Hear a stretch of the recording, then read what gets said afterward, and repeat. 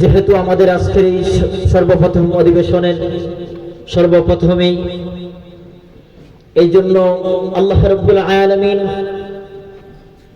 কোরআনুল কারীম থেকে অসংখ্য অগণিত কোরআনে পাক থেকে আল্লাহ রাব্বুল আলামিনের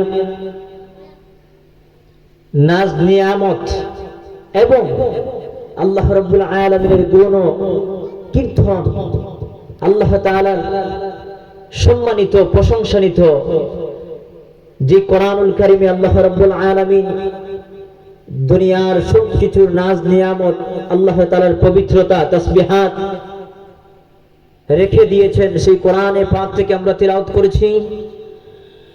আল্লাহ রাব্বুল আলামিন যদি এই কোরআনে পাককে সামনে রেখে কিছু আলোচনা করার তৌফিক দান করেন এবং রাসূলে পাক সাইয়্যিদুনা মুহাম্মদ রাসূলুল্লাহ সাল্লাল্লাহু আলাইহি সাল্লামের অসংখ্য অগণিত হাদিসে পাক থেকে একখানা হাদিস পাঠ করেছি। মহান পাক রব্বুল আলামিন যদি কোরআনুল কারীম এবং হাদিসকে সামনে রেখে কিছু আলোচনা করার তৌফিক দান করেন, আপনাদের খেদমতে কোরআন এবং হাদিস সুন্নাহ অনুযায়ী কিছু আলোচনা করব। মা তৌফিক ইল্লা বিল্লাহ।